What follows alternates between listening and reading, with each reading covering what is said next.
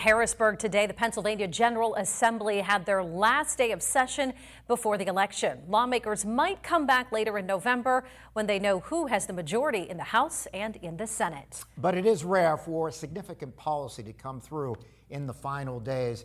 And live from Harrisburg, our Kara Jeffers joins us now after speaking with lawmakers on what they accomplished and what's still on the table. Good evening, Kara. There is a lot still on the table, and while our divided legislature was able to negotiate a budget this summer, there was almost no compromise happening in the fall. As of today, Pennsylvania's legislature has passed 178 bills in the 2023-24 session, one of the lowest numbers of bills passed in a session in the past 30 years, according to one Spotlight PA reporter. Democrats have touted progress on some issues. We've tripled the amount of the child tax credit. We've expanded the property tax and rent rebates for senior citizens, and we've made historic investments in our future by investing in education.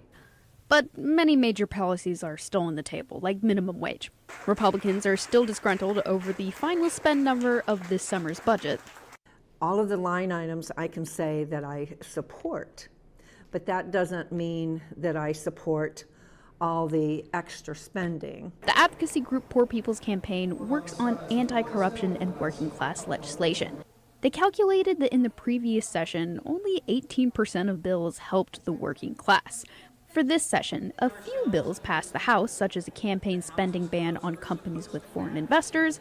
This was the biggest movement on a money in politics bill in generations here in Harrisburg. But they are not overall impressed by the session's work. You know, we still have to look at all the metrics and look at everything that happened, but anecdotally, they wasted a lot of time this session on nonsense, multiple session days debating what the state candy should be, multiple resolutions naming things like State Pretzel Day and whatnot. The last session week of September, they held 49 campaign fundraisers and passed 12 bills. Seems the importance of those rituals get eclipsed. Some of the things that advocates were hoping would get done in the fall, more funding for mass transit, an extension of a utility assistance program, and even maybe an update to the Sunday hunting laws. None of that happened. We'll be hitting the restart button in January. In Harrisburg, I'm Kara Jeffers, Erie News Now.